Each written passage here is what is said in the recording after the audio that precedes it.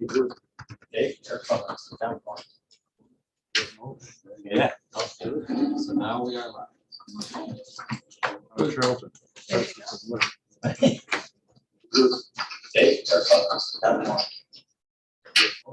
yeah. So now we are live. 30 seconds.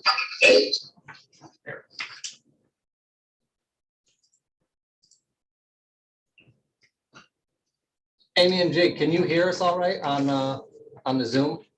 Yep, we can hear you. Or I can hear you. Perfect. I got you. All set. Thank you. Good afternoon, everyone, and I'm calling to order the regular meeting of the Saratoga County Prosperity Partnership. Today is April 25th. The time is 4 o'clock. First item we have is our adoption of the minutes. Did everybody get a chance to read through the minutes? I'll move it. Thank you. I'll second. Thank you. And actually, if you don't mind, I'd like to do a roll call. Justin Baker. Bill Barrett. Yes. Steve Folger. Yes. Eric Butler. Here. Jeremy Connors. Jake DeVito. Yes. Rocky Ferraro. Yes. Mark Hammond. Jeff Jones. Dave Karpinski. Yes. Todd Kuzners. Maria Moran here. Scott Ostrander. Yes. Tim Sabanek. And Dave Wood. I'd say yes, but I wasn't there, but it did look good. Thank you. So the next item on our agenda is the approval of the 990 tax form. Did anybody have any questions as they reviewed the form?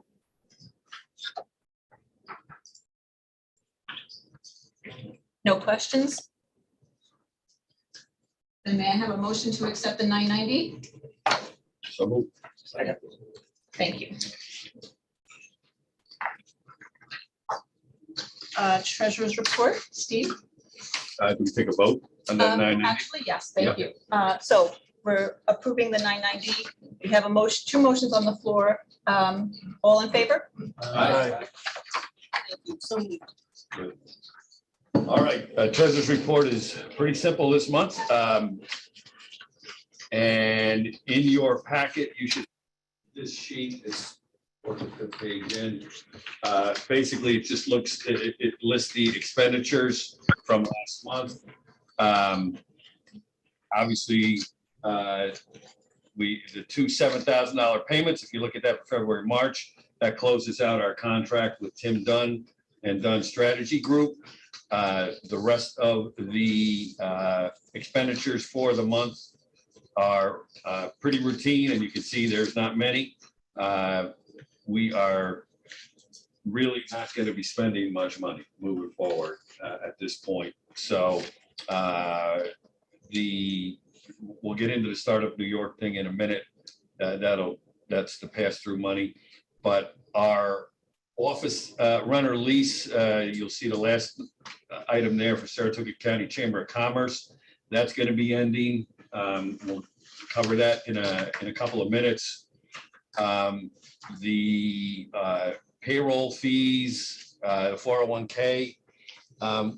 Were you able to look at the 401k plan just for a quick update on where that stands? Sure, absolutely. So I've been in touch with Eileen from Intertrack Future Plan, and she is doing a reconciliation that's necessary to happen in order to go forward to begin the termination. So we're in process.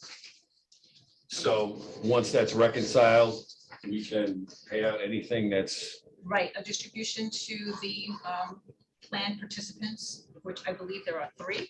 Will be initiated once Eileen is all ready to go. So that should be soon. okay, good. The balance on the account, I believe, was $189,000. I don't have the full report in front of me, but I believe it was $189,000 in the bank. So at this point, we are not moving to go before the Board of Supervisors to request any additional money because we don't need it. Our expenses are going to be down to certainly less than $5,000 a month. And we're sitting on 190,000, so there is no, in my opinion, there's no need for the partnership to be requesting more money, because all we do is we take it from the county, which just be sitting in our account. So that's how I see it, but the board can certainly talk about that and decide if they do want to approach the county for more money. My opinion is whether it sits at the county or sits in a bank account for the partnership really doesn't make any difference at this point. I definitely support leaving the money with the county and not drawing down additional funds because there is no need at this point. There's plenty in the account if anything should, occur, which we don't anticipate any expenses on the part of the partnership. So I think it's a sound idea to just leave the money where it's at in terms of not drawing down from the county. Yeah, as we've discussed at past meetings, there's some wonderful opportunities coming up to celebrate very important milestones that have national significance, and putting more funds toward those kinds of tourism and economic development opportunities, I think would be a good idea. We really have an opportunity for a national historical significant anniversary coming up here with the 250th anniversary, the Battle of Saratoga. So that if we manage that correctly, and I'm sure we will, it will take some resources, but we'll be able to draw people from around the country and possibly the world for festivities surrounding that event. So that could be a real tremendous opportunity for the county.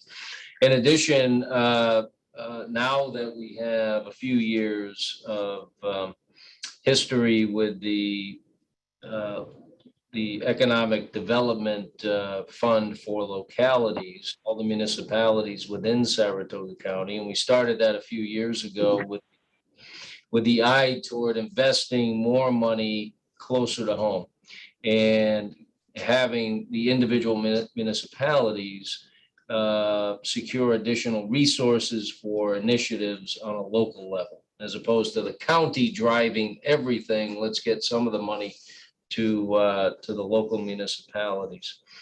And I think it's been very successful. So I think adding to that pot of money, which has been 150 since we started the program a few years ago, maybe doubling it in size would have an even larger positive impact than the current program at the 150. So that's another, I think, very strong possibility and something that the Board of Supervisors should consider when allocating tourism and economic development funds for the next couple of years.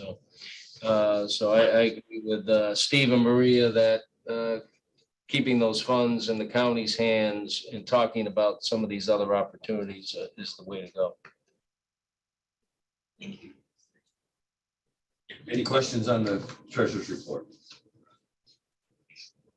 My only question is suspending the receipts from the county. Does that take a vote to say that we don't want it, or was it an automatic push from the county? So what means do we officially say that we don't want those funds? The way the contract reads with the county, the county is obligated to pay the partnership, and correct me if I'm wrong, man, I know you've looked at this. The county is obligated to pay the partnership the quarterly fee, but the partnership first has to come to the county and present vouchers and ask for the money.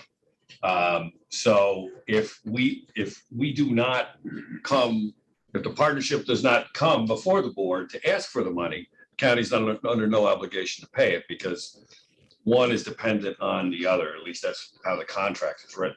So that's why I wanted to ask if this board believes that we don't need the money, then there's no need for us to go to the county and ask for it. Then that does not, it's a good good point, Dave. It doesn't trigger the county having to send the money Okay. to the partnership. So That that's makes exactly, sense. yeah. Or we put something forth saying we won't be asking for this, which is one step further. Yeah, well, I'd say keep our powder dry, right, just in case. To Maria's point, you never know, something crazy happens, but until and unless we ask for, we go to the board to ask for the money on a quarterly basis, county does not, does not have incentives to check. Okay, thank you. Right. Specifically reimbursement based. Yes. Right. The only scenario I could foresee that would require us asking for additional money is if the Board of Supervisors specifically requested that the partnership do something, If we were tasked to do conduct an something, initiative, yeah. That might be but I don't know of any discussion centered around that request. And short of that, I don't personally see any need for us to take any money at this time. And the contract also reads, I believe, Steve, that any money that is unused goes back to the county at the end of the year. So, we could take the money and I suppose give it back to the county, but why bother taking that step? Exactly, I mean, the money's gonna be sitting there, right, so that's how I look, whether it's our bank account or the county's bank account, either one, but I'll do whatever the board.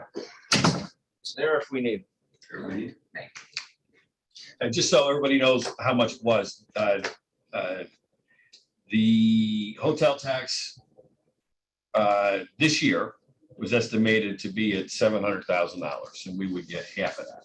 So 350 has been set aside for the partnership. So and we haven't requested any of the money yet. So that money is there, if needed. Thank you. Ready to go. And the reality is, between, just for an update, our first quarter of the year for hotel tax, we were really back to the 2019 levels, which is a very good sign. So we think hopefully our hotel tax will be closer. If it all tracks good, we have a good summer, who knows, everything goes well, the county should be back to a good hotel tax receipt basis where we were before COVID hit. Thank you. Great. Also, we updated the signatures for our checking account. So we have the officers on the account as of now, treasurer, secretary, and board chair. So there's a little update. Thank you, Steve. Okay. Do you have any questions for Steve's report? All in favor of accepting the treasurer's report? Oh, sorry. I'm skipping around. on this. Okay. Thank you, Dave. And second? I'll second. Thank you. All in favor? Aye. Aye. Aye. So moved. Thank you. All right, the next item is our Startup New York contract extension. Where we're at right now, I just have a very high level overview for you at this point. Justin Miller is going to be working with Matt, who will be reaching out to SUNY to determine whether an extension is available at this time to go forward. And if it is, then the agreements which have been drafted by Justin in the past will be updated to include the extension for subsequent periods.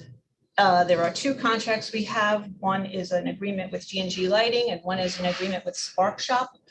So right now they are set to expire at different times. The hope is in the future that those two contracts can run, concurrently. So in other words, that they would expire at the same time in the future so that it would require one action from the board in order to extend future periods. Did I cover that correctly? Yes. Yeah. Justin? Yeah, so just to go a little further, so basically we're just, in a way, we're pulling it from the agenda today. It's not quite ready. We just basically have to get SUNY's blessing on it, so then we can draft our extension, in which case we're just gonna update the effective dates for it. But as Maria mentioned, we also have the other contract with PVA and Spark Shop, which is going to be expiring in September. So we may have one more meeting to have in between now and the fall, in which case we would just get both of them done at the same time instead of just doing the one for CP Saratoga and G&G Lighting. So we may have a quick Zoom meeting in the future, either May or June. We'll go from there. Next item for discussion is our office space update. Chase, you on that? Yeah, I can start it off and Sure. if I missed anything. Yep, Yeah. absolutely. All right. So yeah, we did start the process on closing out the office space up at the Chambers building. Closed the Spectrum account. Jason and myself went up the other week just to kind of go through all the supplies and materials that we have there. We've been working with, I think her name is Jen, I want to say, or Deb, up at the Chamber. So she gave us a good idea of what type of furniture and stuff we still have left there. And then we're going to coordinate, kind of get rid of stuff that's not going to be needed anymore in terms of, just old envelopes with the old address, that kind of stuff on them. Get rid of that. And then move stuff over into Jason's setup. He's got right now renovations going on. So we have a storage unit all set up to move the furniture into place after that. So we'll be out of there by the end of this month and then we'll go from there. The furniture is fairly limited. I mean, there's some chairs, most of it was just stuff from the chamber. So other than that, some filing cabinets, some bookcases. So like Matt said, we'll get that down to a storage unit until they finish my renovations, and then we'll close down that storage unit and move the stuff in. How about the copier? The copier is, there is a lease on an existing copier, and there is no backing out of that lease, I'll say. We went over that with a copier company. That's unfortunate. So we either pay a lump sum and leave them the copier, or we pay a lump sum and use the copier. So we're going to move that copier down here to the county and at least utilize it. It's the same cost. With our lease arrangements here, I spoke with our purchasing department as well as the attorney's office. We have a clause to back out of that if you're not funded or something. That wasn't in the contract. So we're locked into that. Sorry to interrupt, but if it feels like it's a wasted resource, the partnership has the ability just to gift that over to the county. Pay out the lease and let a county department that might not have a newer copier just make use of it instead of worrying about trying to terminate it early. So that's a board decision. You can repurpose that lease if you feel like that's a better way to resolve the situation. Yeah, and I think that's what we were looking at, is just slide it down here. Justin, just put it in the planning department to use on this stuff. What is it? Perfectly fine. Don't quote me, but I think the buyout was around, yeah, it was just over $8,000. But you're paying that either.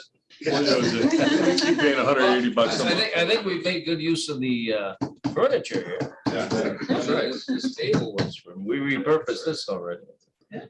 Worked out well. So it sounds like what Justin is saying, if the partnership can, and I'm quoting, gift it to the county, the final payment of over the $8,000 can come from the partnership. And the copier can sit at the county. Yeah. That's correct. So I guess that's just up to the board. Do we continue to do a monthly, or do we try to get I assume it's that, don't quote me, it's right around $8,000. Do we just make a lump sum now and be done with it? That's up for you guys to decide. Does the monthly fee come with a maintenance agreement? Do we know? Does that Yes. include maintenance? Yes. And I think you should stick with it. Yeah. Right? Yeah. It's got supplies and maintenance are included. Oh, okay. Good. Everybody good with that? Makes sense. Yes. And it is the same company we use here as well. So, Good. So you're familiar with the vendor and such. Yeah. Good. thank you, Justin. Thank No you. problem. And the only thing I'll note that all the summaries on the contract are generally correct, but the only thing I would note on the services agreement each year is that under the tax law, the state legislation authorizing the bed tax transfer. 50% of the bed tax is technically the partnerships each year. So this board cannot go and ask for a quarterly disbursement under the contract each quarter and kind of go into this kind of autopilot mode, if you will. But there does need to be an annual reconciliation, an audit. What happened with the 2021 bed tax? I haven't heard anything on that, but when you take a snapshot on 2022, there will be a reconciliation. If the money does have to move one time a year, and let's say in March or April for the prior year, again, the partnership could give that back to the county for whatever purpose, or if you do have a use for the funding, a program or a project or something, it could stay with the partnership. It's entirely up to the board. So then do you suggest, Justin, that, the reconciliation happens, we determine how much do you have to physically move the cash into the partnership and then back to the county to gift it back to the county? Is that what you're saying?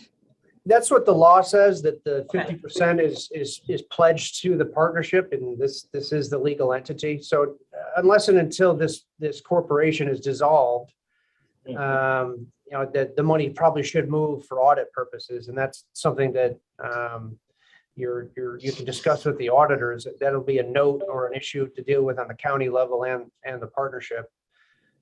If the state tax law is modified without that intercept or that redirection of the revenue, then the county could just keep it and this board could wind up its affairs. Or I think in probably the smarter move, and I think that's where county leadership has come out on this, is that with the entity kind of in autopilot mode, you do have the opportunity to, pick and choose, projects from here and there that this board could participate in or be part of the economic development toolbox for the county. You're just kind of lying in wait until that happens. Thank you, Justin. Any questions on what we discussed? All right, the next item for discussion is our future meeting schedule.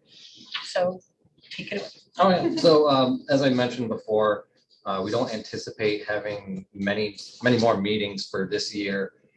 Possibly, in terms of the Startup New York, we may have one in May or June.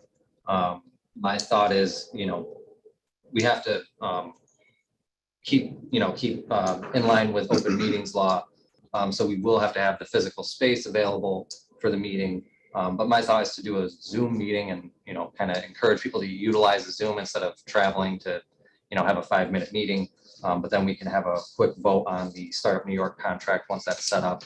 And then hopefully maybe not meet until fall again, in which case there'll be the annual reports, which we have to vote on and submit. I think mainly the budget is probably the one that's going to be coming up the soonest. So that's kind of what I see coming up for the future.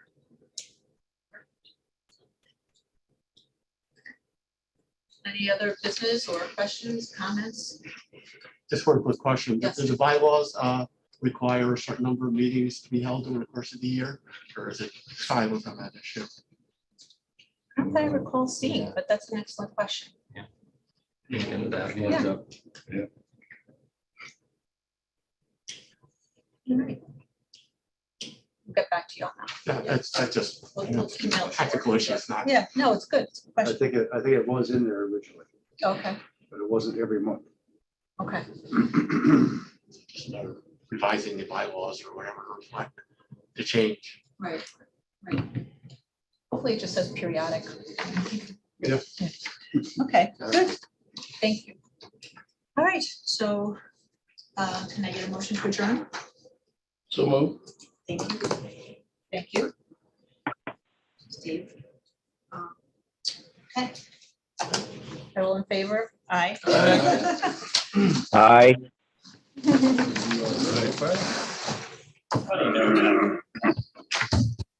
Early this week,